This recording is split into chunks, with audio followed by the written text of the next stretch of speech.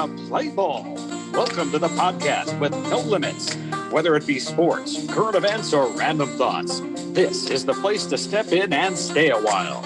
Your host is a proud alumnus of Rio Hondo Prep, a former minor league baseball umpire, and a man with strong opinions. Welcome to the Get Home Safe podcast and your host, Matt Hersema. Hey guys, and welcome to another episode of Get Home Safe. It's a Friday edition of the podcast, and in honor of the college baseball playoffs, we are going to be joined today by a very knowledgeable college baseball fan, someone who has been a part of the Cal State Fullerton baseball program for quite some time, serving a wide range of duties and responsibilities, working mostly in the press box. But he's seen a lot of college baseball, a lot of Cal State Fullerton baseball over the years. And I've actually worked with him a little bit in the press box when I was working at Cal State Fullerton. He is a guy who works in local law enforcement, we'll say, but a guy that at his core is Mr. Titan Baseball, and somebody that we're going to talk a ton about the Cal State Fullerton program about today, talk about college baseball in general. If you're ready, if you want to hear some baseball talk, this is the show for you. So without further ado, let's bring on our guest. It's my privilege to bring on the program, Mr. Brad Hull. Let's see, there he is in the waiting room. Okay, Brad Hull, welcome to the Get Home Safe podcast. Thanks for having me, Matt. It's good to talk to you again. It's been a long time. It sure has, man. This time of year, early June, is usually a fun time for you and me, at least back a few years ago when we were both working in the press box together at Fullerton. The regionals, the super regionals, always a special time. But unfortunately, our alma mater, Cal State Fullerton, not around in the postseason this year. I'll tell you, the last few years have been tough, Matt. I don't care about college basketball or any other sports. So early June is like, it's my June madness, and it's like Christmas. And for my whole family, and for the last couple of years with not having Fullerton in the playoffs, it's been hard because they were there, 27 straight years and all through my adult life and going to school and working for the program. The playoffs was it was a given. It was just how far were we going to go? And, you knew what you were going to be doing that first weekend in June. It was set. It's on the calendar, So. I still watch all the games, and it's been, I watched a lot of games this last weekend, and I'm sure we'll get into that. But, me too, man. Baseball has been, I've been going to games since I was 10, and I think but it's been a part of my life for half my adult life. Mm-hmm. Man, it's crazy to think about, how time flies and everything. The Brad, you call it the Brad Hull streak, 27 years, really. You're probably around seeing all that in some way or another. But let's talk about that, Brad. Let's talk about, I watched, not all 100+ games, but I tried to tune in, and this last weekend, the regionals, fun time. How did you, because for a lot of people that get involved in college baseball, as far as a fanhood, it's not quite the attractive sport like Major League Baseball or NFL or college football. It, like you mentioned, in college basketball, it's this lower tier sport, and when you really put it in perspective, but it's something I've always loved, and it took me later in life to get to. So how did you get involved in watching college baseball? Well, I'm from Fullerton. My parents went to Cal State Fullerton, met at Fullerton in the 70s, and moved to Fullerton in the late 70s. So when I was 10, my dad, this is before they built Gooden Field. So Fullerton was playing their games at Amherst Park, which is a very old baseball park in downtown Fullerton.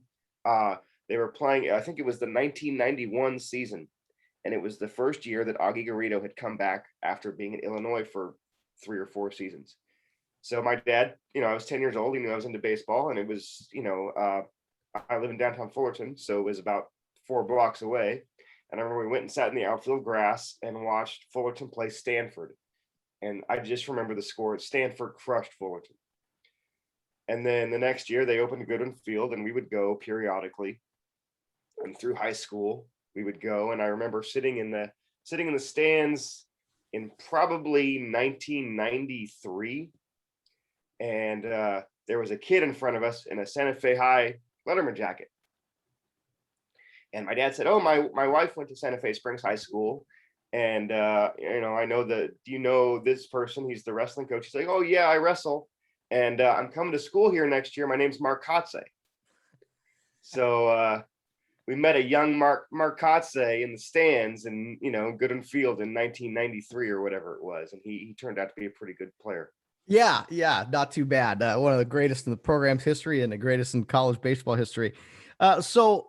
But even so, like, I remember as a kid, you go to Dodger games, you go to Angel games. I mean, that was the huge stadium, a big deal. Did you still go to Angel games up the street? I mean, were you aware of the comparison? Like, okay, this is Major League Baseball, this is college baseball. Oh, sure. We had Angel season tickets in 1993. We were way up in the top deck, and my dad would take me to games. I actually saw George Brett's 3,000th hit was at Anaheim Stadium. He went 4 for 4 to get to his 3,000th hit. So I was at that game. But the thing about Fullerton baseball is, you've been around Fullerton for a while. Fullerton is kind of like a big, small town. You have the college, but the people that live in Fullerton, Fullerton is their thing. And for the city of Fullerton to have this kind of baseball powerhouse right there is kind of a neat thing and something to be proud of. So, we went to games all through my junior high and high school, and it was just something we did. Mm-hmm. And well, it's you get to sit close, which is nice compared to the big league games. The players are younger, so that you're a little more relatable when you're a kid. And I mean, was your dad aware? Because 91, I mean, Fullerton had won 2 national championships in 79 and 84. Was your dad aware of the program's history as well? Sure, because they were alumni, and they were alumni in the 70s before baseball had really gotten going. And it was basketball was the sport at Fullerton in the 70s. Yeah. But I think they knew. I mean, back then, and even up into the early 2000s, in the press box, we would have reporters every game from the Los Angeles Times and the Register. They had beat reporters that would cover Fullerton every game. And in the late 80s and early 90s, when newspapers were much bigger, I remember my parents would have 2 newspapers. We'd still get an evening edition, so there was a lot more coverage back then. It wasn't so much covered on ESPN or anything like that, but in the local newspaper, it was a big deal. And Augie Garrido was, obviously a larger than life figure. So he was getting the news stories, and they were winning. It's interesting how college baseball has transitioned. It used to be this, very locally based product. And to your point, local, news reports, you wouldn't even see a game until the final game of the College World Series. And then it's transitioned to where it's not as much covered locally, but now it's got a more national brand. D1 Baseball does great work. Eric Sorensen, he's fun to follow. Kyle Peterson, ESPN. I mean, it used to be really hard to find the regionals on TV or whatever. Now every single one was broadcast streaming or something. So the evolution of college baseball has been interesting too, right? The internet has really leveled the playing field, and I think that's something that will really help Fullerton in the future if they're able to take advantage of it. And I think they will be. But yeah, as far as internet coverage, you can look on D1 and get all your scores instantly. I remember my early days in the press box. We still had a phone that would ring. You might have been there for those too, and people would call from other stadiums and ask for scores. Mm-hmm. And so it was somebody's job to call around to the Big West and to the local teams, to all the different stadiums, and get the scores. Yeah. I did that a few times. I was on both ends, calling and receiving. Yeah. Even into the 2009, 2010, that was still going on. Mm-hmm. It was crazy. Little landline there. I remember. What was that your first? I was just going to ask you, what was your first job working for the team, and how did it all come about?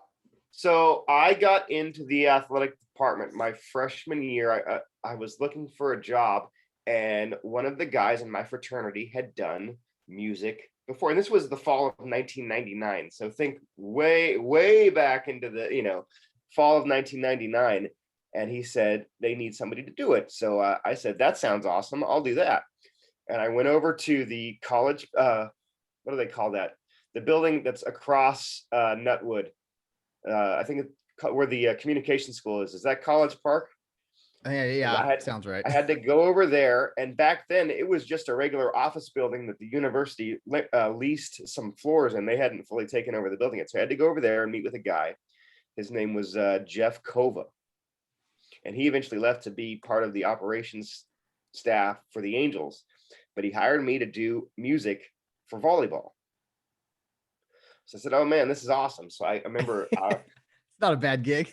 No, I was 18 years old. It was awesome. So I go in for the first volleyball game. It was one of the tournaments that they do in the fall. Fullerton used to run 2 or 3 tournaments for the first couple of weeks of school. And I remember, and this is the only time I ever paid for a volleyball game. Because they said you have to be here for the game, so I didn't know the students got in free. I paid my $5 or whatever it is to go in. They're like, "Oh, you don't have to pay." And I was like, "Okay." So that's the last time I ever paid for a volleyball. And I've seen 17, 18 years of volleyball too. But so I did the music, and the music machine back then, now it's all laptops, and the laptops keep getting smaller and smaller. But back then it was a computer machine, probably the size of a 1980s boombox. It was huge, and it had a little screen that popped out. You had to pop. It was actually called the click effects machine, I think, or there was some kind of name for it. But the thing weighed like 30 pounds. It was huge, and you had to plug it in, and it was 1990s technology. And knowing Fullerton, it was probably early 1990s technology. But I did that, and I did basketball games for music, and this was in the early 99, 2000. They had some pretty interesting teams back then. And every once in a while I would do a baseball game, but Mike Greenlee was actually the sound guy back then, and because Ryan Ermeling was the SID, so Mike Greenlee was doing the music. And every once in a while I would sub in for him, and I would do a lot of softball games. But I wasn't really a baseball guy in that sense until 2001 or 2002. I worked my way up from softball to baseball. And then the way I got into the program, stop me if you have any questions, but I just kind of progressed my way, and I kind of learned to do baseball through doing the music. And Chris and Mike Greenlee were there in the press box, and they would rag me every time I would make them. I'd have a bad edit or a bad cut or whatever. You were there in the days. It was kind of a rough and tumble place, and I just got really good, worked my way up to baseball. And then the way I got into the program is my dad and I would pick a road series every year and go and travel. Most of the time that was Stanford or Arizona or Arizona State, something relatively close. But in the 2003 season, the Titans were playing at University of Minnesota in the Metrodome. So we said, "Oh, that's fun. Let's go out there." So we went out there. It was really cold. It was like -10. It was Minneapolis in March. I don't know if you've ever been there in March, but it's not a fun place to be. But they were playing in the Metrodome, so it was kind of cool, to see a game in the Metrodome, which held, I don't know, 55, 60,000 people with maybe 300 people in it. And so we're there sitting in the hotel bar in Minneapolis, and down the bar from us is Horton, Serrano, and Vanderhook. And I was like, wow, look, it's the coaches, and I don't know if you know, Coach Vanderhook is a huge Fullerton basketball fan. He's really good friends with the head coach now, and he's always had season tickets to basketball, and he's always been a basketball guy. And I had been working with doing music for the basketball team, and he recognized me and he said, "Hey, what's it like doing basketball?" And I said, "Forget about basketball. Let's talk about baseball. Yeah. Do you ever need anybody to help out with the baseball team?" Because I had been a statistician in high school and I've been around baseball my whole entire life, and I'd been a Titan fan my whole entire life. So I was like, this is my opportunity. Mm-hmm. And he said, "Yeah, sure." It was the spring of 2003, so that was a good team. I think they finished third that year at the World Series. Oh man, I thought that team. Oh, I would argue part of that team is better than the next year. But anyway, I'll make that argument all day long. Yeah. So I go down there, and at the end of towards the end of the 03 season, and I meet with Dave Serrano, who was the pitching coach at the time. And they said, "Yeah, sure. Just, in the fall, we'll get in touch with you and you can you can be a statistician and work for the team." So it was great. And, that was the beginning of the whole thing with me being an active involvement with the team. And so that 03 team went on to the World Series, and you said, they're probably better than the 04 team. And I'll make that argument all day long. Started 2-0 and then lost 2 straight to Stanford. Oh, those trees. Johnny Ash, right? So what happens in that game against Johnny Ash in 03, Fullerton had the lead in, I think, the 7th, right? It was a late lead. And Horton goes to Chief in the 7th. Like the 7th inning. Mm-hmm. An understandable move. He's the best, he's an all-time great closer and an all-time great Titan. But he gives up that home run to Johnny Ash, little 5'4" Johnny Ash from Stanford. Oh, and I think the only guy that Johnny Ash hits a home run off of is Chad Cordero, right? Because he was pumping it up 98, 99 miles an hour back then. Mm-hmm. So that team was loaded. I mean, you just go down that lineup, and that team, most of that team had finished third in 2001. They didn't make the World Series in 2002, and then they go back in 2003 and finish third again. That team should have won a couple national championships. Man, it's crazy to think about because in 03, I had seen the team in 99 and 01, and it was like 03, they finally beat Stanford to go up 2-0. And it's like, okay, they can finally beat Stanford. And then Stanford comes back and beats them twice. Justin Turner got hit in the face, not only got hit in the face, but broke his ankle because actually the bigger part of that injury was not the facial injury, but he hurt his ankle falling down, and that would carry into the fall of 03 and the run up to 2004. Mm-hmm. I mean, Cordero, PJ Piloteri, I'm trying to think of guys they lost on that team.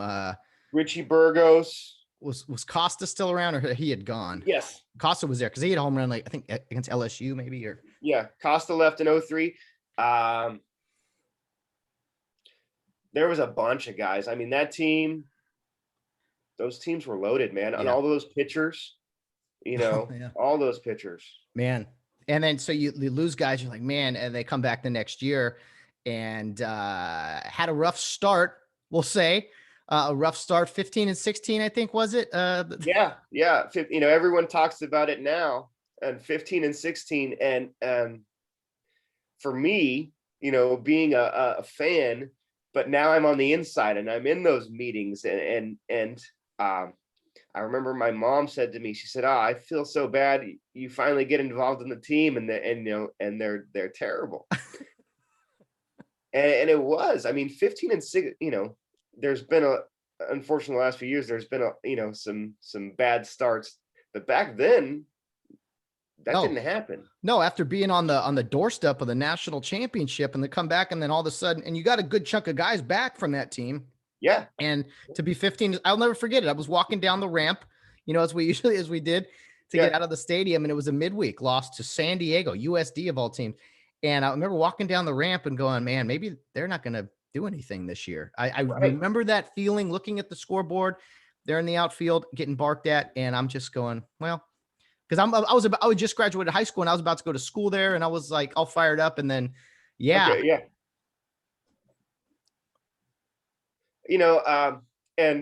the coaching staff was Horton, Vanderhook, Serrano, and Chad Baum. Maybe people remember Chad Baum was the volunteer assistant, and those guys weren't used to losing at all. So it's like they didn't know what to, we didn't know what to do. Nobody was used to stuff like that. But here's the thing about that team is that team was so experienced from, a lot of the guys were held over from the previous years. That team probably didn't need a whole lot of coaching. But once they figured it out, and I think Dr. Ken Ravizza had a lot to do with it, they brought him in around that time. And once conference started, it was over, man. It was like we turned on a light switch and it was just win, win, win, win, win. And I think we won 32 out of the last 38 games, something insane like that to go to the World Series. Mm-hmm. And it was incredible. And even going through the playoffs, each round, they're like, this is going to be it. This is going to be it. And we just kept winning.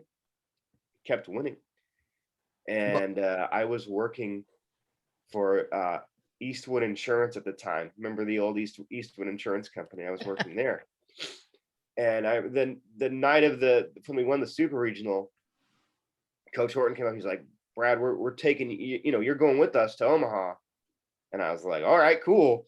And I had to go tell my worker, hey, I'm gonna need some time off. And she said, well, how many days? I'm like, I don't know how long we're gonna be there, but I'll let you know. And I kept, when we got to the World Series and we just kept winning, it's gonna be another day. It's gonna be another. And luckily the boss was cool, and she let me keep, we kept staying, and I kept missing work, but we just kept winning, and we kept winning.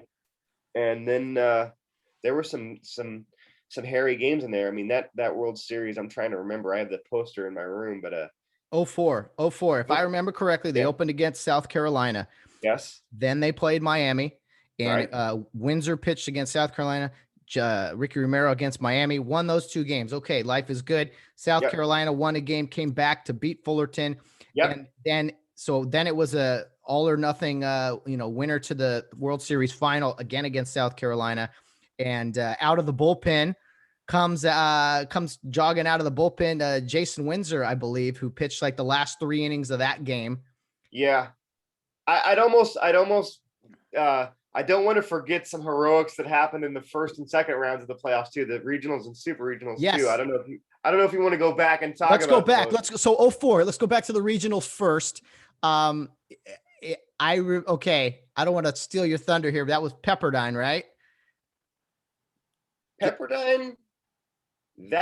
Yes. Game two. Remember the home run that? Yeah. And it was like in those days, you played after you lost. It was 2 games, 3 games, 2 games rather than the 2-2-2. So you had to turn right around after you lost a heartbreaker with a walk-off home run to Pepperdine and beat ASU, I think. Right. And I believe for the ASU game, was that Mike Martinez might have come out of there. Like Mike Martinez had to make a good start, and it's been 17, 17 years. So my memory is not great, but I remember Mike Martinez had to make a spot start and win. And I think that was against Arizona State.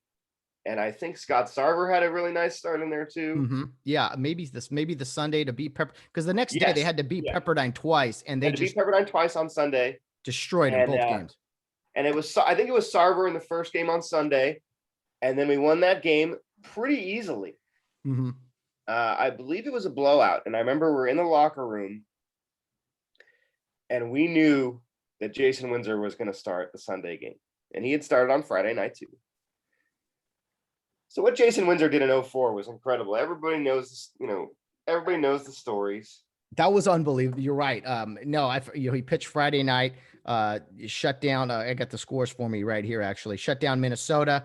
They lose to Pepperdine on the heartbreaker, have to turn right around that night, beat Arizona State, and then win 2 on Sunday. The 2 games on Sunday to beat Pepperdine, 15-1 and 16-3. Yeah. So Scott Sarver, Mike Martinez with the win over Arizona State.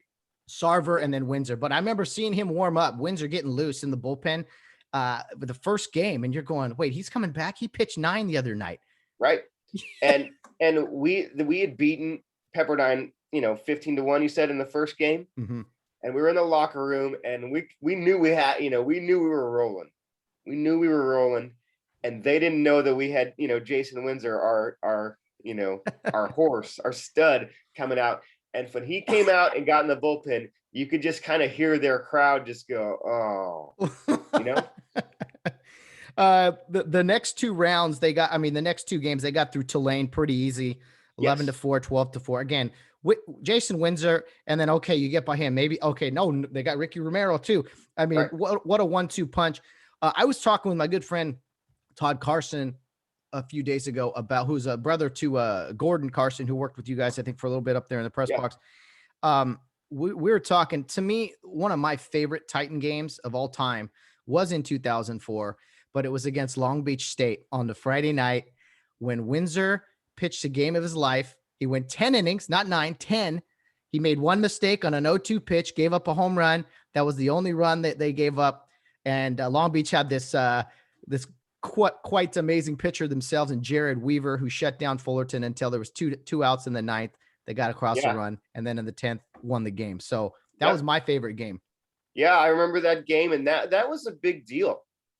You know, I'll reserve my feelings for Long Beach, but but they know how to hype themselves, right? Long Beach knows how to hype. You go to their stadium, they got logos everywhere at Blair Field, right? So their big hype that year was they had Weaver, who obviously was the Golden Spikes winner that year and obviously a great pitcher. But their big thing was like Friday night lights. Like they'd sell out on Friday nights. I don't know how many people they had on Saturdays and Sundays, you know. So Friday nights was a big deal. So we're there. They got Weaver. We got Jason Windsor. And yeah, that game was a good one because I think we were like we finished conference 19-2, I think. You know, and all we needed to win was one of those games to you know, finish the conference season and win it. And the conference was a lot tighter back then. You know, Long Beach was good, and they were right there with us. So that was a big series. But that was a good team. Not just Jared Weaver, Troy Tulowitzki, Evan Longoria were two top 5 picks. I mean, that team was good, and for Fullerton to beat them. I think Long Beach needed to sweep, and Fullerton might have even swept them. Yeah, they did. We did sweep. Yeah, yeah, we did. And you know, that was a big deal. That was a huge game. They were huge games. I've never seen a guy go 10 innings before. I mean, I just remember seeing him after the game dripping in sweat, going up to the press box. I'm like, dude, that dude is a stud. So yeah. And you know, Windsor would do that kind of stuff every week. I think he had 8 complete games that year. That's 8. That's unbelievable. Yeah. Guys in the major leagues don't have 8 complete games in their careers these days. Pitch counts. Right. So the 04 team special, they again, we talked about the Omaha run. They finally get to the national championship game. I had never seen them in the game, and it's a 3-game series. And who's in the other dugout but Augie Garrido and the University of Texas? What did that mean to the program, Brad? Man, it was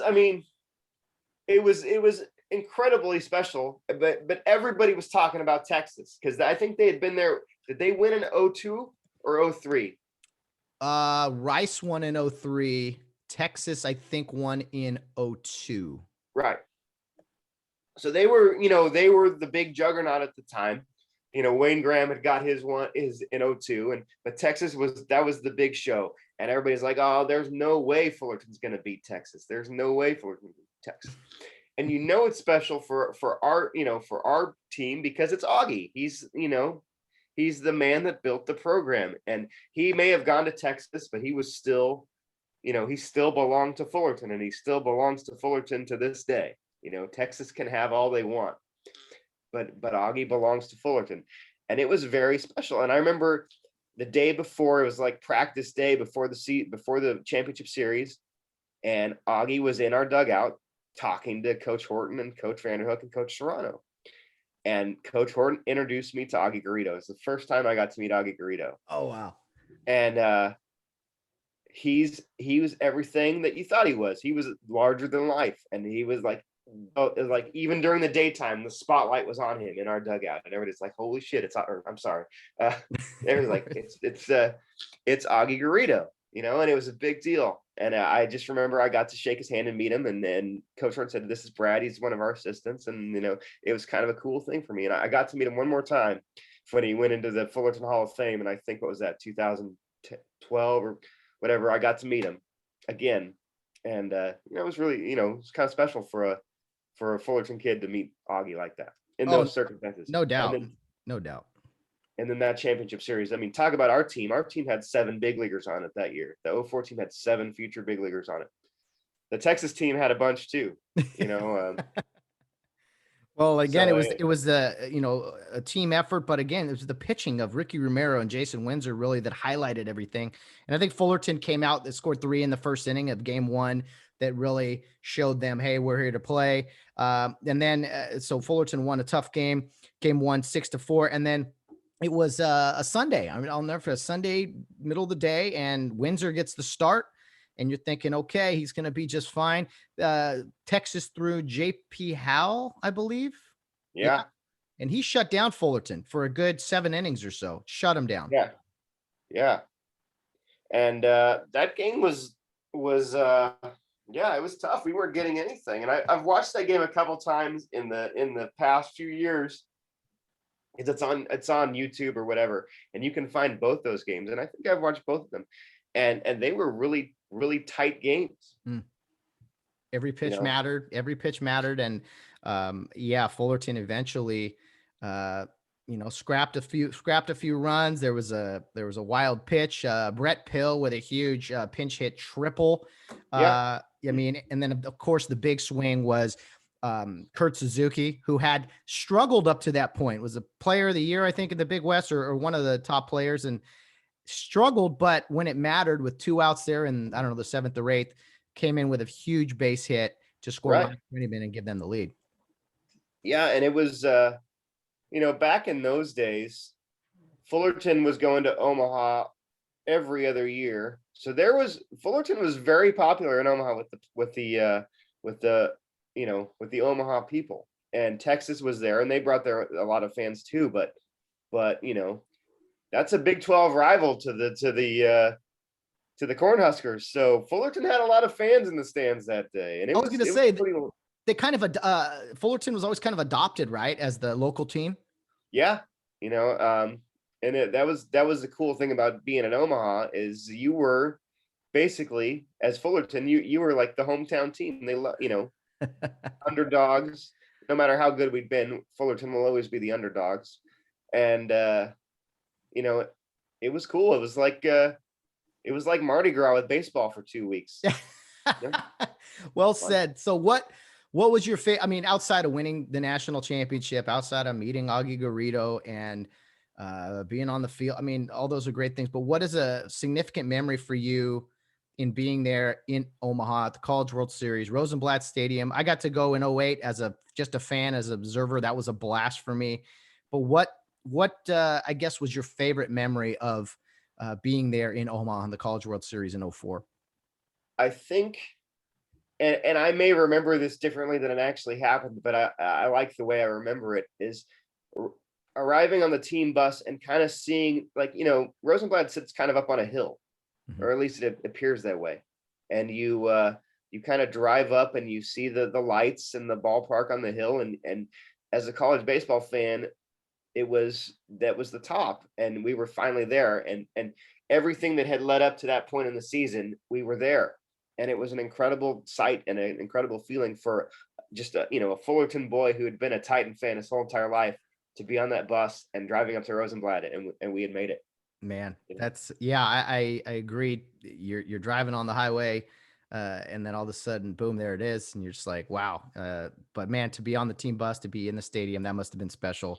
First title since 95. And Brad, you were a young kid. What do you remember? Do you remember anything about the 1995 team, the greatest team in college baseball history, arguably? Oh, sure. I was in 8th grade that year. And we went to a lot of games. And I just remember them winning and winning and winning and winning.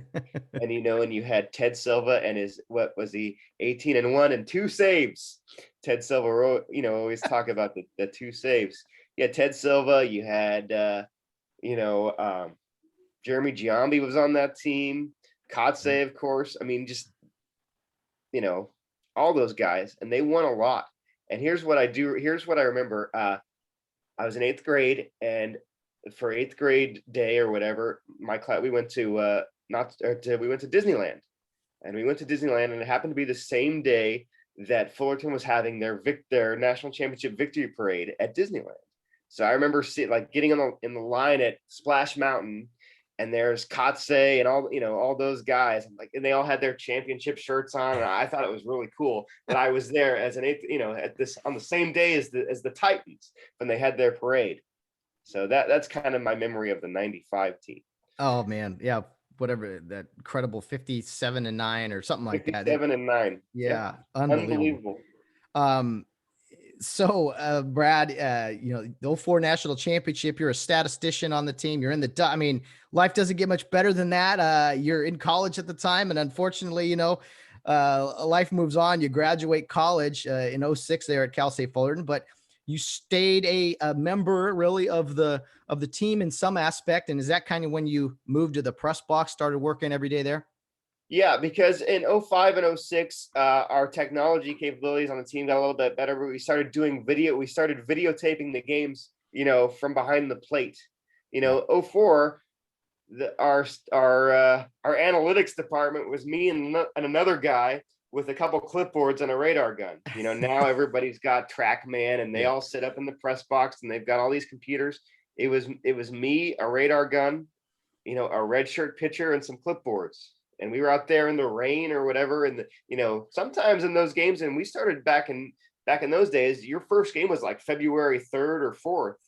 So we had some games it was cold, 40s sitting out there, and it was cold. And we sat out there and we charted pitches. But in 05 and 06, we kind of got a little more sophisticated with videotaping and everything like that. And I did that. And we moved the video back from behind the plate to right and kind of in front of the press box. And that's kind of where I could stick my head in that window and talk to guys like Chris, and who I had already known, and Chris and Mike, who I had known. And after I graduated, Mike Greenlee was running the show as the SID at the time. And he said, why don't you come back into the press box and play the music and do whatever? And I said, yeah. And I've been doing that ever up until this, 2021 was the first year I hadn't done anything in 20 years. Well, I got to tell you that I have, experienced a lot of things in sports. Umpired in the minor leagues. I worked in the press box for the Quakes. Worked college baseball, of course. But I will say one of my most fun things was working in the press box for Cal State Fullerton games, and I think it had more to do with the fact of the people in there. Mike Greenlee, Chris Albaugh, yourself, and me. That was a fun time because we did it a few years. I ran the scoreboard, you ran the music. Chris is doing his thing, and Mike is running the entire show. And I just remember I haven't laughed so hard. We get to watch baseball every weekend. The random movie quotes that would come out. The seeing someone in the stands making comments there. Anytime there was a tough play, the win against Fullerton, all three of you guys would look at me as like the umpire guy, like why did he miss that? Or you were the spokesman for all umpires. That's right. Someone had to pay. That's right. Hey, it's you. It's your fault. But Mike was fun. I mean, the music I remember, what was it? We did a potluck a time or two where it's hot dogs, beer battered dogs. I mean, we had some fun. Yeah. I'm really proud of the work we did as a game or operations staff back then, because I think, Fullerton always has to do more with less. And I think that's the underlying motto of everything at Fullerton, is that we try and do more with less. And I think we did a really good job, and we were really, we had it going there for a few years with the music and Fullerton. Even the traveling writers would always comment that Fullerton was always like a rock and roll place. Rock and roll was always going, and it was a hard place to come in and play. And I think me doing the music, I think I had something to do with that. Oh yeah. But it was a good time. It was a lot of fun. Good. Chris has been doing it since '96. Just a pro, man. I've been there for off and on for the last, in some capacity, since 2000. Greenlee was he was a player in the late '90s, and he'd been in the press box for a long time too. And then you were there for what, 3 or 4 or 5 years? Yeah, that sounds about right. Like, Yeah, you know, so so we were good at what we were doing, and everyone had a back role, then, was doing it well, and as long as you kind of did your job, Mike was happy. If you slipped up or something, hey, it was his job to get us in line. But yeah, we had so much fun talking baseball. Greenlee, he's like February until the end of the Major League World Series. That's baseball season. Nothing else that's matters. that's right. And I'm kind of the same way. Like I said, I don't really care about any other sports. Mike Greenlee is the same way. He's baseball only, like me. So, Hmm. uh, it was a I spent, like I said, half my life in that press box in the springtime, and this year it was different, Yeah. not being in that press box. And was that just because they with all the restrictions and everything, they were just trying to have less people around? They wanted, I think, a smaller staff and so separation and all that stuff, and it's also revenue wise, it's one less person you have to pay. Yeah, there you go. Um, so I understood, um, but I was pretty proud of the game operations stuff that we'd done. I had moved on to this working the scoreboard the last couple of years, but I think that music and atmosphere has a big part to do with baseball games, Mhm. and I like the way I did it. Oh yeah. No, man, it was Uh, it was a fun time. I wish we'd go back and do it again, maybe down the road. Let me ask you this: visiting venues. I was just on the tip of my tongue. I was going to ask you something about. Well, I guess. Oh, that's what it was. I'm sorry. You and I, Brad. I don't know if you remember this. We actually got to do a little play-by-play broadcasting. I almost forgot about that a time or sure. two. Did some internet radio of the games when they needed a guy or a couple of us, and we're like, we'll do it. That was That was fun. that was kind of the fun of Fullerton back in those days, because it was kind of like a ragtag group of guys that could get the job done.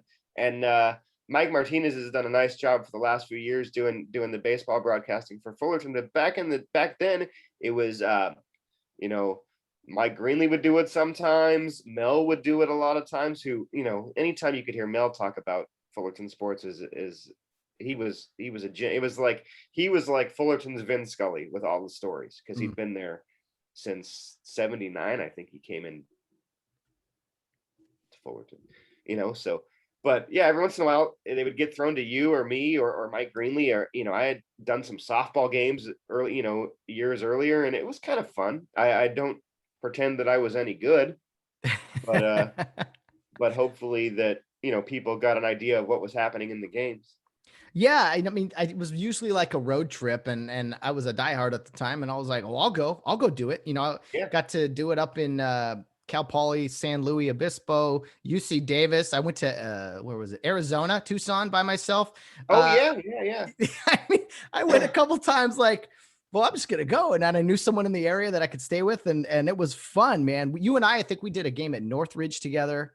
Yeah. Uh, Northridge. Do you remember Brian Delahoy? He used to yes. run, he used to run tickets and marketing. He's a good friend of mine for back, 20 years. Him and I did a series up at Davis in '05. After we had won the national championship, we go up to Davis, and that was Davis's first year in the Big West Conference, first year Division I. So we played a couple of those games at the Sacramento River Cats Stadium, the Oh, AAA park yeah. in Sacramento. So we got to call those games from a AAA broadcast booth. It was a lot of fun. Great stadium. That is a Yeah. great stadium. That's all. Yeah, you just never know. I mean, you grab the mic and you head out and have some fun. Yeah, I believe they built that stadium to be major league expandable if the A's had ever thought about moving to Sacramento, which I think they had at the time. So it was a great stadium, and it was a lot of fun to call a game from there. Yeah. Oh, no doubt about it. Brad, outside of, you mentioned that Sacramento, you traveled quite a bit. You talked with your dad. What are some uh, significant venues, places you've gone? You've gone to Stanford, Arizona, Omaha, of course, but what are some, list a few for me of places that really stuck out to you as a great place to go watch a baseball game? Uh, I think anytime you get to go back east to an old university, Fullerton's 60 years old, and it's 1950s architecture. But a couple of years ago, we went back to University of Maryland to see Fullerton play Maryland, and Maryland campus is really nice. Their baseball park is not great because baseball is not really a revenue sport for them, so it's just kind of there. But Maryland was cool. Went up to Eugene a couple years ago to see when Coach Horton was coaching up there. Went up to see Fullerton play Eugene, and of course PK Park is immaculate. Yeah, so nice. It's a basically a minor league park, and back then the Arizona schools were playing in their on-campus facilities back then, which were nice. They weren't extravagant or anything. They both since moved to old spring training facilities. Where else have I been? I've been, to most of the Pac-12. Stanford is cool. In the Big West, I like Cal Poly. I think it's a neat college town. I think Davis is about as close to a college town in California as you can get. Have you seen the expansion of SLO? Only on TV. Oh, I've umpired there, and man, especially on a Friday night, it's a cool feel. It's way bigger than it used to be. Yeah. They've got potential up there. They've got a nice fan base, and they've got potential out there to be a nice program. It was always that if you looked around the Big West Conference attendance records, they were always when Fullerton would play, because Fullerton would bring in their own fan base and whatever. But some of those schools are starting to build build a fan base. You may not love this, but I don't know. I've always UC Irvine. It's a little tiny ballpark. To me, it's got some charm. I'll tell you this: it's the best surface probably in America. The playing surface is amazing. Blair Field, I'm like, whatever. But Irvine, I like their little anteater ballpark. Yeah, that place they're gonna grow too. What Orloff is doing over there, I think they're an up and coming program. Mm-hmm. Some other cool places, the new park down at USD, Fowler Park. Yeah, that's nice. Mm-hmm. Trying to think where else I've been. What is your take on USC and UCLA? I think they could be. Dado Field's Dado Field, but I don't know. I think like they could be more than what they are. Well, yeah. Dado Field is Dado Field. It was built in the late 70s or early 80s. And it's very similar in size to Goodwin Field. And that's my thing, is like Goodwin Field built in the early 90s and Dado Field, those were built when college baseball stadiums were just college baseball stadiums, right? Mm. It was a place for your team to play. And if you had a couple, especially out here on the West Coast, if you had a couple thousand seats for fans to come, great. Now you have in the SEC, you've got 10,000 seat stadiums, 12,000 seat stadiums. That doesn't happen on the West Coast, and it's never going to happen on the West Coast. Never. So, Dado and Goodwin and places like Fresno State, those are just good college baseball parks. Jackie Robinson, it's old, but it is what it is. They have, I don't know what their draw, they maybe get 2,000 fans a game, and it works, and it's neat, and it looks, you got the trees everywhere, and it's. That is pretty neat. Yeah. Okay. So we watch the regionals all weekend, right? And I'm watching all the regionals down in Texas and the SEC and tens of thousands of people at these games. Then I flip on the Stanford regional and there's 600 people there. The Arizona regional, at least Friday night when they played Grand Canyon, pretty good crowd, 5,000 plus. But yeah, why is it that, is it just there's more going on here? People in the West don't care. Why is it that you can't get crowds at college baseball? Well, I think, the 600 people in the stands on Friday night at Stanford, that was because of, California's regulations, but sure. But I get your point. And I think if you look at the major colleges in California and they're all in big cities for the most part, right? We don't have college towns really for the big schools. So in the cities, there's other things to do. There's, Major League Baseball or just whatever. But in the SEC, with the exception of Vanderbilt, which is in Nashville, and maybe even Tennessee, which is in the state capital, Knoxville, every other, all the other places are in these tiny little college towns where there's nothing to do for 100 miles. That's true. I've never thought of it that way as far as the town itself. Yeah. And in the SEC, most of those college programs are the preeminent sports draw for everything in that whole entire state. So you have statewide radio networks and statewide TV broadcasts. If you grow up in Alabama, you're either an Alabama fan or an Auburn fan. That's just the way it is. And California, in Fullerton, is fighting for half of Orange County. You're right.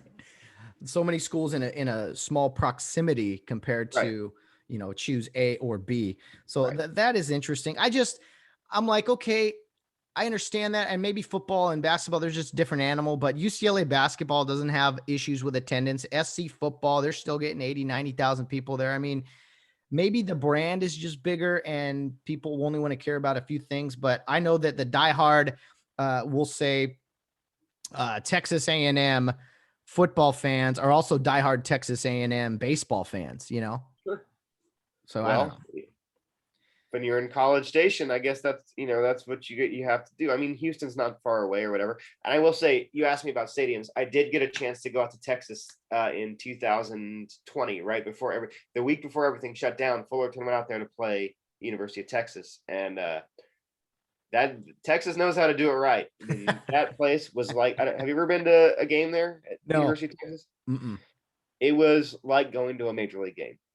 Wow. Everything, the operations, the concessions, it was amazing. And you see that as hard as we try, schools on the West Coast, even in the Pac-12, aren't going to compete with that. No, not at all. That's a really good point. And you know what? I'll say this: Texas does a few things better than the state of California, but we don't need to get into all that. Right. It's even more and more attractive as I get older to head out that direction. But anyway, real quick on your travels, any ballpark food or just anything stick out to you from your travels? Like, I'll never forget, man, those tri-tip sandwiches we had up in San Luis Obispo. Those were amazing.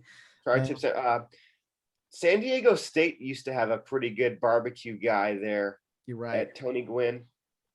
It's been a few years since I've been down to Tony Gwynn Stadium, but we used to go down there and play them every year on a Tuesday. And a lot of times our baseball operations guy, Todd Rogers, would just order the team meals. He'd have it set up. So that was our team meal going home on the bus, was whatever that barbecue was.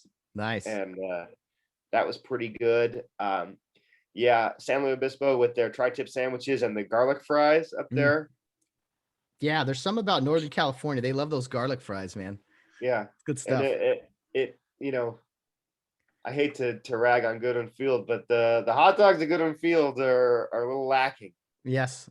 Remember the old sign we had, hot dogs are good? I think it was false advertising. Hot dogs were adequate. If you were hungry, they got the job done. They've done a little bit better now with bringing in food trucks and stuff, but still. What about I'm Omaha? a hot dog guy.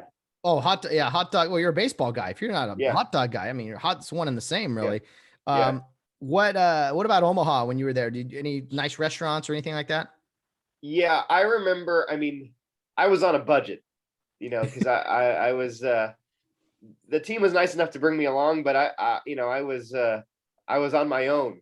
I didn't really have any responsibilities team wise. I was just kind of there, and I wasn't in the dugout during games in Omaha. I was in the stands with the rest of the staff, which is fine.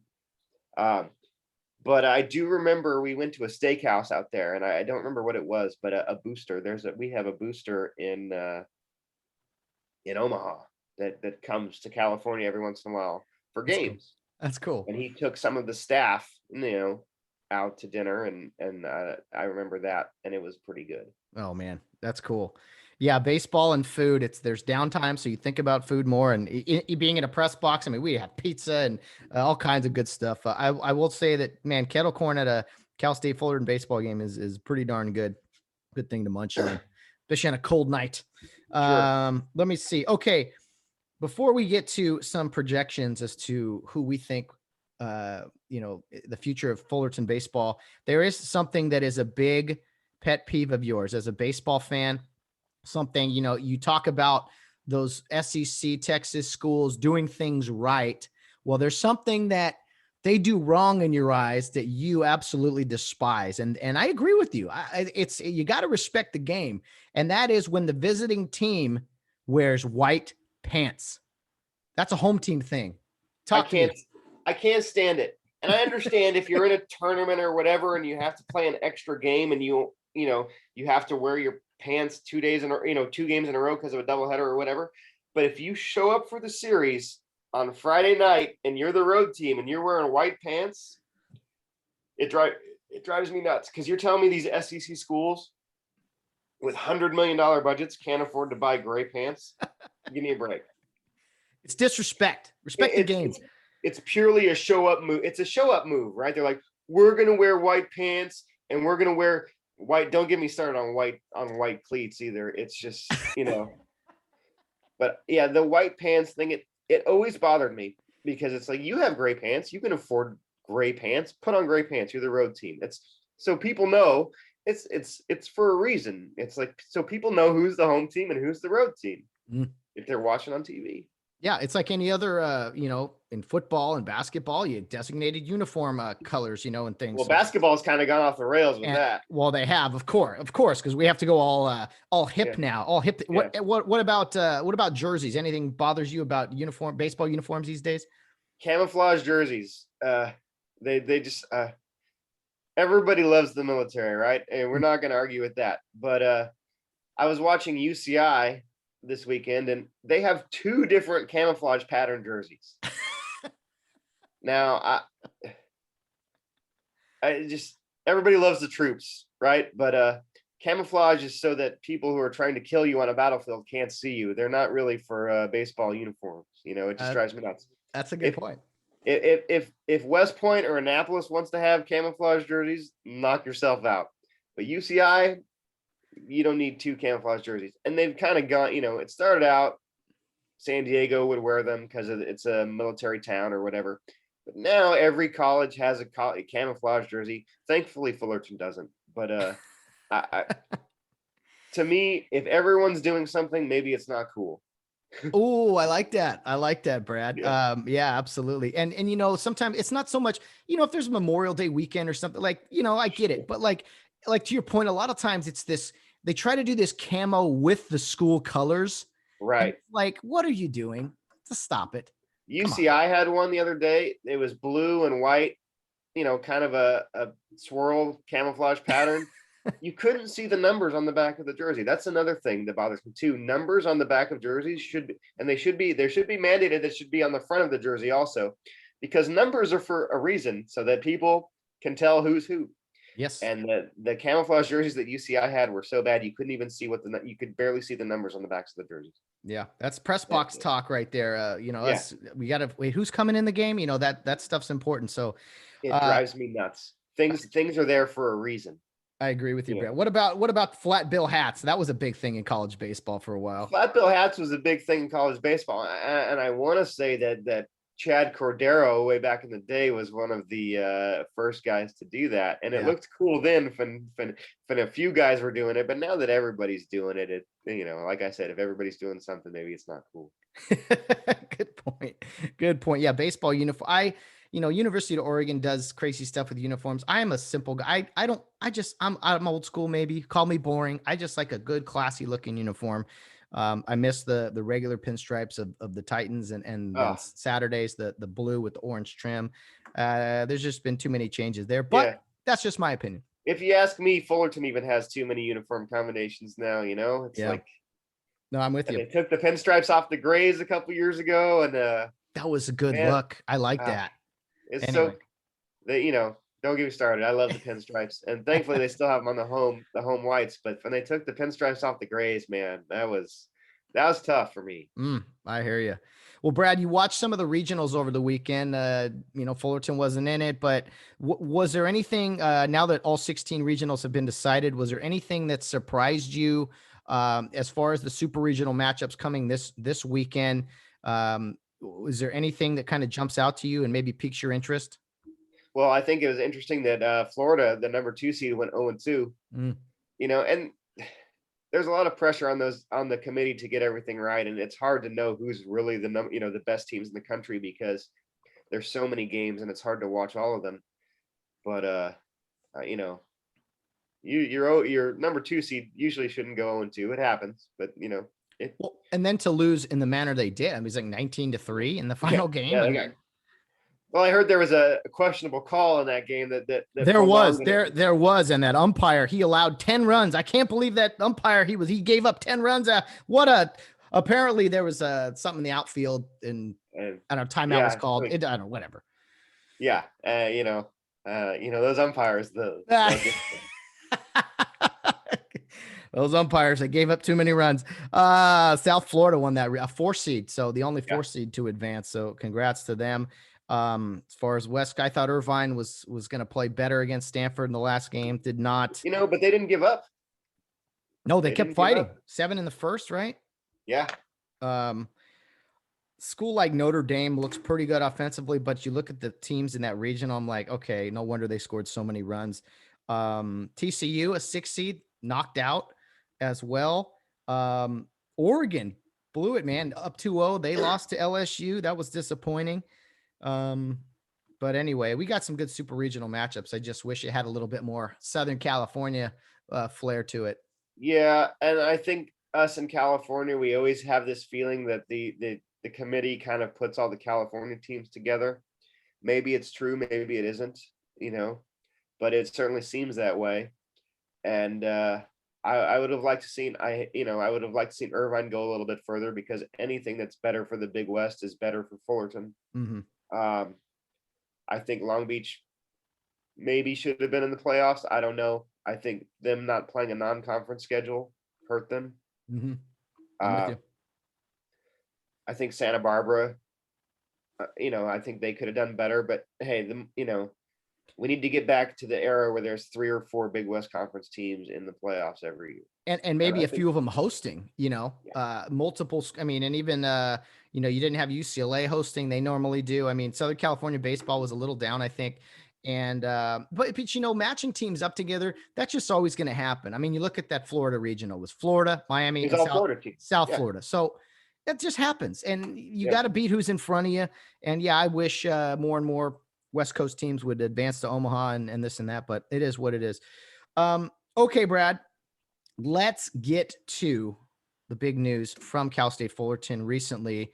Head coach Rick Vanderhook, who's been there 10 years, recently retired. So there is an opening here on one of the best jobs in college baseball. At least you and I think so. Sure. First off, to Rick Vanderhook, and him, a lifelong Titan. He's coached other places, but he's a Titan through and through. Player, assistant, head coach. What are your thoughts on him calling it a career? Well, can I say something about Rick Vanderhook first before we start? Yes. I wouldn't be in the program in the capacity that I was without Rick Vanderhook. So I really owe my involvement to him. And I think second to Augie Garrido, no one has done more for Fullerton baseball than Rick Vanderhook has. I agree. And, when some years ago, when I left for a while to go to the FAA Academy and I threw out the first pitch, Rick Vanderhook caught that first pitch. And it meant a lot for me, because he could have sent out a bullpen catcher or anybody, but he caught that first pitch, and it meant a lot to me. And I consider Rick Vanderhook a friend, and I wish his tenure at Fullerton had ended on a little bit higher note. Mm-hmm. And I will say this: I've seen close to 1,000 games in 30 years. At least hundreds of Titan games in the last 30 years, the high hundreds. He's coached 2 of the 3 best Titan games that I've seen in 30 years. And one of them was the super regional win against Long Beach State in 2017. That game was phenomenal. And I think the other one out of the top 3 Titan games I've seen in 30 years was that super regional game against Washington in 18, where they lost. That game was incredible. And like I said, short of Augie Garrido, I don't think anybody's done more for Fullerton baseball than Vanderhook. And I wish his career had ended on a higher note. But I think, it's time for, Fullerton, it needs to, the last couple of years have been bad. And I don't think it's all Rick Vanderhook's fault, but he was the head coach, and something had to be done. Yeah. 28 years as an assistant, right? And then Yeah. 10 as the head coach. Yeah, something like that. Yeah. Yeah. I mean, That's he crazy. had a short stint at Northridge with Bill Kernan in the late 80s, and then 3 years at UCLA, but everything else, I mean, that guy has dedicated his life to Fullerton, and I really feel bad for him. I mean, it must be a tough week for him. First, no, absolutely. I mean, was anytime you do something that long, and yeah, wish him the best. I don't know if he's a fisherman or whatever he's going to end up doing, maybe golf. I don't know, but he'll find something, I'm sure. You know, they're going to have him stay around for till the end of the year as a special assistant to the athletic director, and I wish they could find a way for him to stay on permanently. And then, you know, I think he's raised the most money during his tenure out of any coach, you know, for the program. And there's no better salesman for Fullerton than Rick Vanderhook. And I wish they could find a way for him to still be involved. Yeah. When we were really good baseball man. Oh yeah, when we were kids, junior high, we'd come to Fullerton practices, and I remember he'd come up and sit with us and our coaches and talk with us, just telling us about the team, and it was cool. It was cool to see. You have time for a really good Rick Vanderhook story? Let me hear it. Okay, this is just one of my favorite memories of being involved, and and I try and remember it, and I'll like I said before, I probably remember it better than it actually was. But it was before a Sunday game, and it was, you know, during those, as an umpire, you've been on the field before games. Everybody's got their job to do. There's batting practice going on and everything. But Coach Horton and Coach Vanderhook, you know, you kind of let them alone before games because they were putting the game plan together. But Mike Greenlee and I were in the dugout, and Coach Vanderhook and Coach Horton were sitting there. And you've seen The Natural, right? You know those scenes with Richard Farnsworth and Wilford Brimley sitting in the dugout singing old show tunes. Those are great. Now picture that, but it's Vanderhook and Horton, and they weren't singing songs, but there was a bullpen pitcher, and I can't remember his name, but he was kind of a goofy guy, and he came up and he started talking to them. And he started asking them questions. And the way that Mike and I remember this is he would ask them, who's the greatest player you've ever seen? Stuff like that. And they were answering his questions, talking about, you know, who they, you know, and Mike Greenlee and I's, the way we tell the story is each time the player would ask another question, the who would get longer. So it'd be like, who was the greatest player you've ever seen? And who was the hardest worker? But they were humoring this guy and answering their questions. And it was just a really nice moment of these two guys who had dedicated so much of their lives to Titan baseball, going back and remembering these great players and these great moments. And it was just a really great moment, and a moment that you don't think of guys like Coach Horton and Coach Vanderhook to be that way. And it was just a really nice moment. And I you know, and I'll always remember that. I think if you talk to Mike Greenlee, he would remember that story too. What about that's a nice story. What about an intense maybe story you have from Vanderhook, a memory, maybe a situation where he was pumping the team up, maybe? I don't know. You got anything like that? Well, you know, back in the day you had Coach Horton and you had Coach Vanderhook together, and they worked better as a team than I think, you know, any coaching combination that I can think of. And Coach Horton has a master's degree in psychology, so he was kind of the mental guy, but Vanderhook was the heavy, you know, and that was his job to do. Yet he would yell and scream, but you knew back deep down that he loved his players and he wanted them to succeed. And I think any one of his players would back him up. And you look at the alumni, they love Coach Vanderhook because he's the one who recruited them for so long. And he was the one, you know, he was the backbone of that program for Augie and for George. Yeah, you almost forget that he was, you know, around that long. I mean, you know, he was there. He was a, you know, backup catcher on the 84 team, and then all through the late 80s and you know, or the Augie's great runs in the 90s and everything. He was the you know, he was the guy. Mm-hmm. And, the fans are like, well, why don't we have a hitting coach? We used to have a hitting coach. Yeah, that hitting coach was Rick Vanderhook. Yeah, there you go. You know, Absolutely. he's the guy. Well, we wish him nothing but the best. Um, Brad, as soon as I heard he was retiring, I said, well, who's going to take that job? And I'm trying to think I'm trying to think with a big, because I saw on the write-up with a national search, and I'm thinking, okay, it's going to be someone with ties to the program. At least you would think. It usually is. Right. It usually is. I wrote down a few candidates. Who do you have in mind? You don't have any inside knowledge or anything, but just who are some people you project? I would think that Sergio Brown has to be near the top of that list. Really? Only because, and now, like I said, I have no inside knowledge. I haven't been involved in the team in the last year. Only because he left Arizona, right? He was the number one recruiter at Arizona. You saw what they did over the weekend and the recruiting classes they've had over the last couple of years. They were all, top 10, top 15 recruiting classes, and he was the recruiter. So he left Arizona to be the associate head coach at Cal State Fullerton, and that usually comes with some kind of promise on it, and you don't leave a bigger program that, quite honestly, their assistants probably make more than the head coach does at Cal State Fullerton. That's the reality of the situation. Mm-hmm. So you have to think that they might have made promises to him. I don't know, but you have to think. And he also has he recruited the incoming group of players. Sure. And they're all bigger. They're bigger than they have been in the past. Who knows if he goes, whether they stay or not. I don't know. But you have to think that they have to. He has to be near the top of the list just for those reasons alone, as a continuity of the program, and that he left a pretty good job to come to Fullerton in 2020.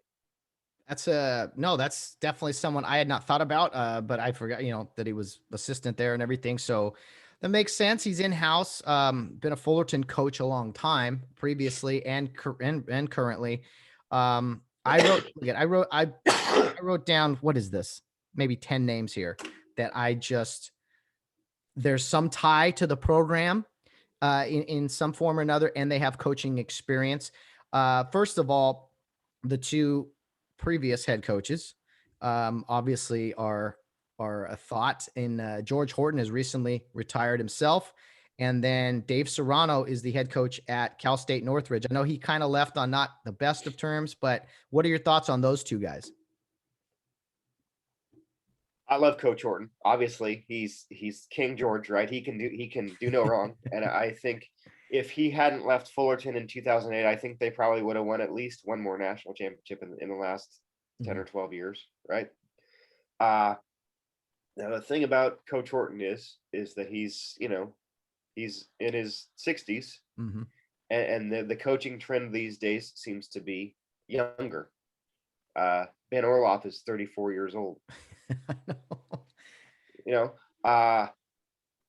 Coach Horton, I talked to him. He was at Goodwin Field. I saw him about a month ago. He was there for a series, and I talked to him for a little bit. He's back involved in baseball. He's working for a minor league team up in Montana in player development. I think it's the Paddleheads, or you might know more minor league baseball. Missoula, Montana, okay. Paddleheads, something like that. Missoula, got it.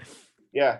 So he's who better to have as your player development guy in the minor leagues than Coach Horton. Yeah. And he loves to fish and the outdoors and everything like that. So I know he still lives in Southern California, but he does make trips up there. So he's still involved in baseball to a certain extent. So yeah, he always has to be in the mix because he's the king. Since Augie's passing, he is the old man of Titan baseball. Yeah. So he always has to be there. For sure. Dave, and I've known Dave Serrano for 17 years too, and I talked to him a couple years. Whenever I see him, I talk to him, and I think that he's doing a great job at Northridge. He's got them headed in the right direction. Would he leave again to come back to Fullerton? Who knows? Would the Fullerton fans welcome him back with opening arms? I would.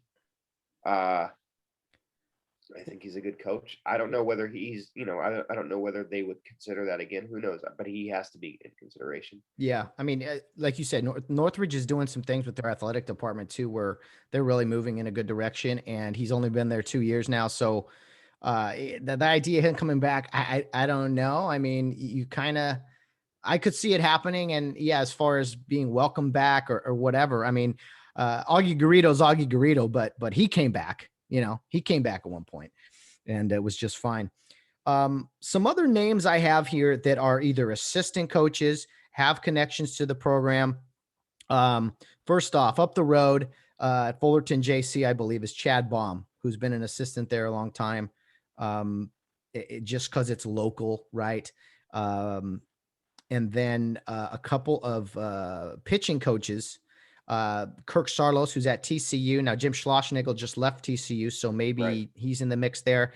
And then another former Titan, Ted Silva, who's a pitching coach at USC. So what do you make of those three? Those guys are all kind of young, right? Right. I think Silva and Sarlus would be much higher on the list than, no disrespect to Chad Baum. Mm-hmm. But after the 2019 season, after they, missed the playoffs for the first time and they reorganized the coaching staff, Chad Baum was let go.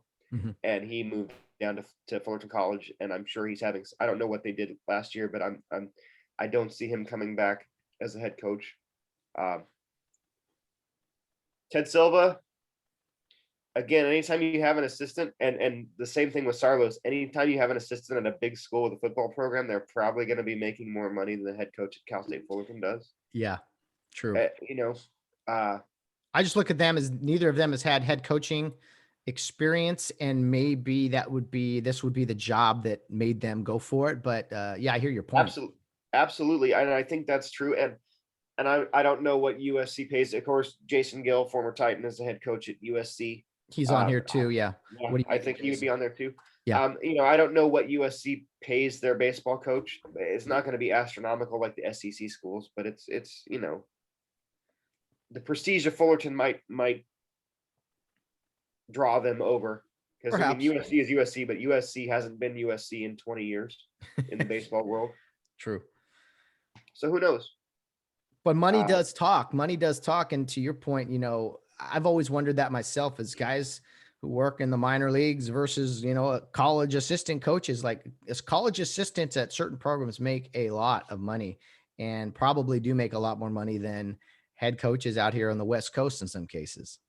Well, you've got some big, Texas A&M came off the table last night with Schlossnagel, but you have some big jobs. You got LSU is in the market for a new coach this year, and Arizona State fired their coach on Monday.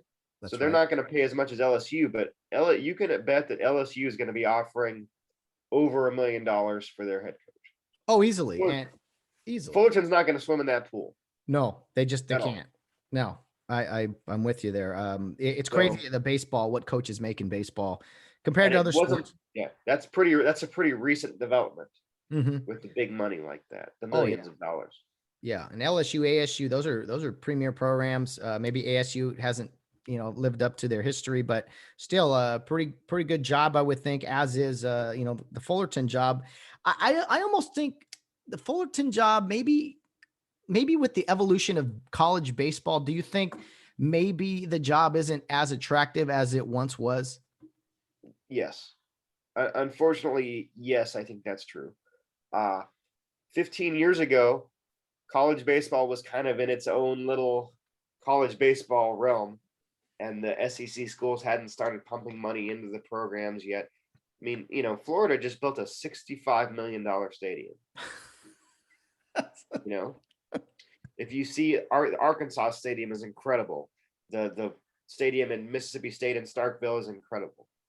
No West Coast school, Pac-12, Big West Coast Conference, is going to come even close to, nobody's going to come close to that. So, and all the SEC games, all the ACC games, are all going to be on ESPN all the time. They all have contracts with the ACC network is through ESPN and the SEC network. Now, next year, the Big West, all Big West sports are going to be all games, all Big West sports are going to be available on ESPN app, on ESPN3. Oh, really? Yes. Okay. So Outstanding. all schools have been upgrading their video capabilities to television, at least ESPN3 quality. Mhm. And Steve Detola is leading that project at Fullerton right now. I talked to him a couple weeks ago. They're hardwiring Titan Stadium, Goodwin Field, and the gym and the softball stadium, and maybe even the track for camera points. And they've built a studio in the Titan gym, and they're going to be broadcasting all Excellent. Big West sporting events to ESPN3, which is the app. Mm. So that will help immensely with, being seen. And that doesn't bring in television revenue, but it's going to even the playing field a little bit. Wow. Yeah, that's huge news. I mean, you gotta compete nationally in that regards for people to see your program and everything. Okay, so Sergio Brown said Jason Gill. What about this is a very, I don't know, I'm just throwing names out there. What about some guys who are in the big leagues right now who played at Fullerton? Again, I think a third base coach in the big leagues makes a lot more money. But what about someone like Mark Kotze, who's the Oakland A's third base coach? I think you have to think about him. Obviously, he doesn't need the money. He had a long major league career. He could do it. Now, here's the thing. Being a third base coach in the major leagues is one thing. You go to practice, you play games every day. You go to city, you have your coaches meeting, and that's fine. Now, being a head coach in Division I is a little bit different. You got to go out and you got to find players. Sure. It's a whole different ball game. And whether these guys want to take on that hassle is another thing. Erstad did it for a while at Nebraska, and Percival did it for a while at Riverside, but they didn't do it for very long. It's true. It's true. It's a different world. So yeah, you got to think about guys like Kotze and Wallach and Nevin Phillip. There's an old friend of mine that you might think about is PJ Pilteri. He's the second hitting coach for the Yankees right now. Okay. Yeah, I didn't realize that. That's interesting. Yeah, so there's some options. I know this. Fullerton's got a lot of options, and hopefully they make the right decision here. And is Jason Dietrich on your list? Because he needs to be high on that list too. Dietrich, he's out at ECU, I saw. Yes. Yeah, and a former pitching coach at Fullerton and other. But I've heard that he should be considered. I mean, at least the national writers are saying that he should be considered heavily. You got a lot of guys on the list who haven't been head coaches before, at least in college baseball. And I think, as to your earlier point, not so much young coach. It could be young guys, but also guys who haven't had the head coaching experience. So I think that's probably the direction they end up going if they don't go Horton or Serrano. Well, Fullerton's not going to get the big names, right? So nobody was a head coach until they're a head coach.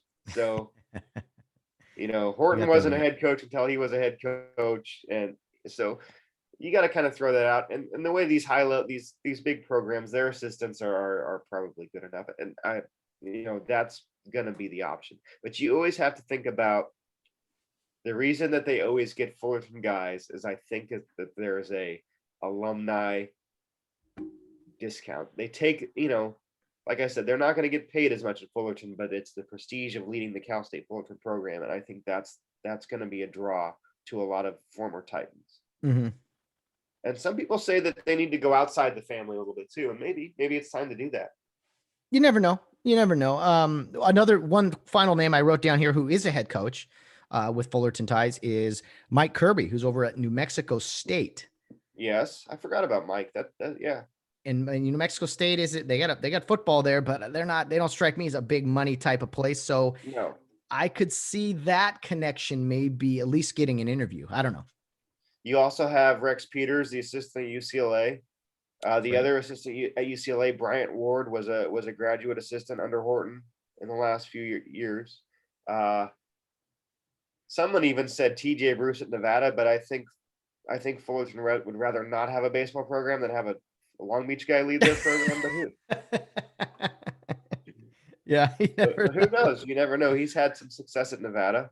Yeah. Oh yeah. Yeah. Good guy and done well. So we'll see what happens here in the next few weeks. Hopefully it's done sooner than later, but best of luck to Cal State Fullerton and their coaching search. Brad, as we get around third here, just two final questions for you, kind of tied in.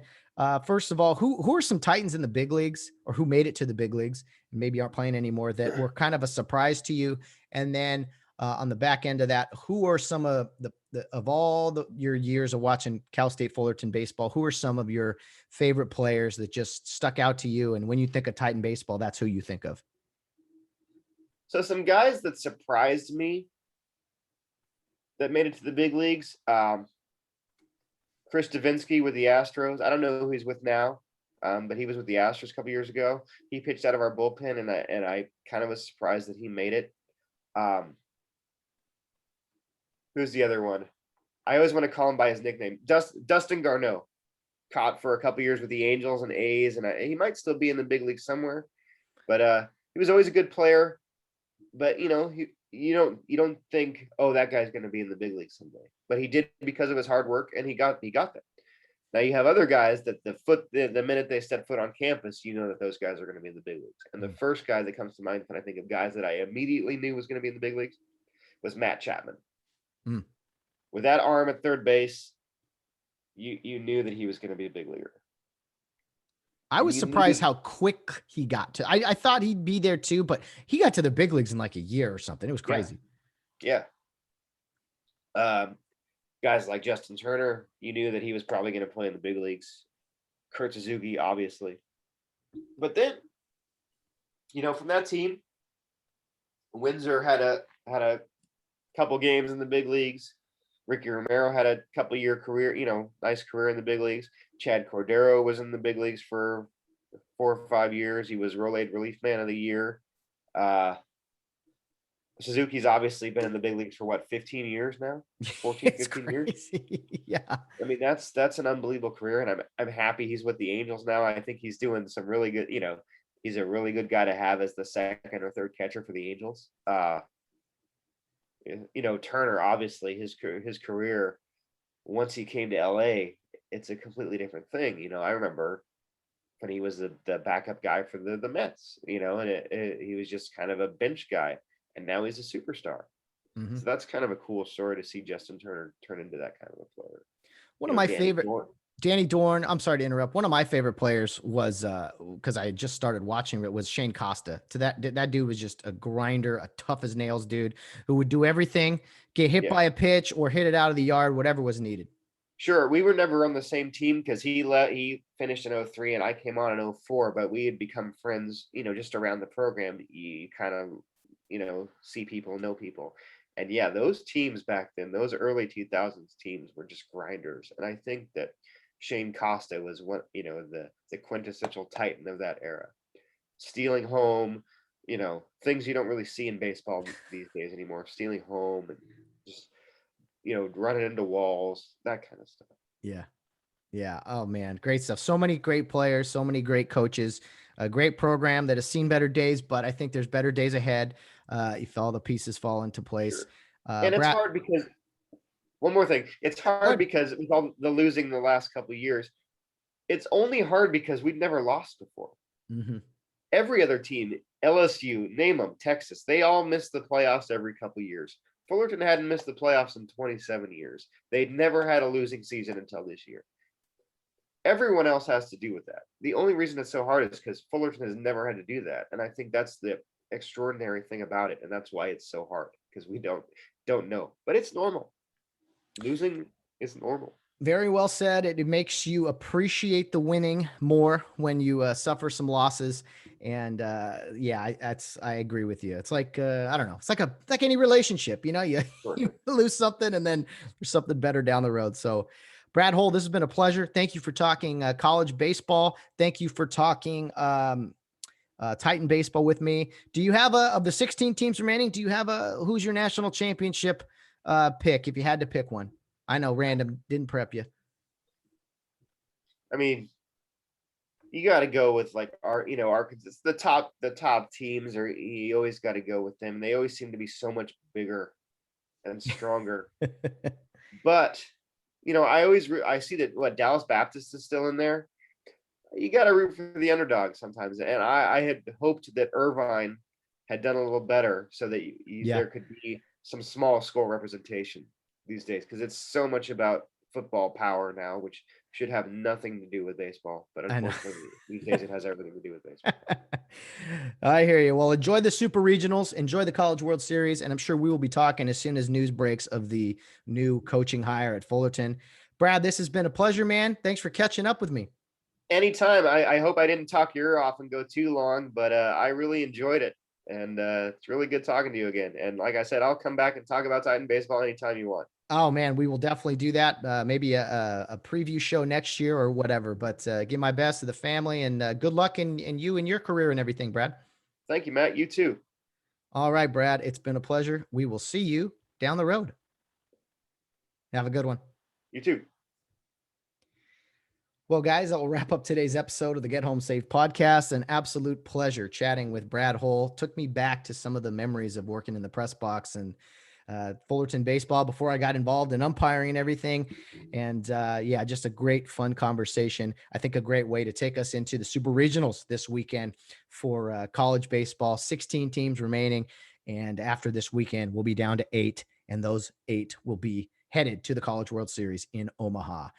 Guys, be sure to join us next week for shows on Monday, Wednesday, and Friday. Monday's just me breaking down the sports stories, probably a lot of college baseball. Wednesday, of course, my interview with Bill Barnes on the weekly Wednesday weigh-in. The retired police officer gives his strong opinions and thoughts on the random things going on in the world. And we'll have another long-form interview like this one on Friday next week as we move right along here on the Get Home Safe podcast. Guys, have a great weekend. Enjoy all the baseball. But guys, as always, no matter what you're doing, whether you're out on the town or around in third base, get home safe.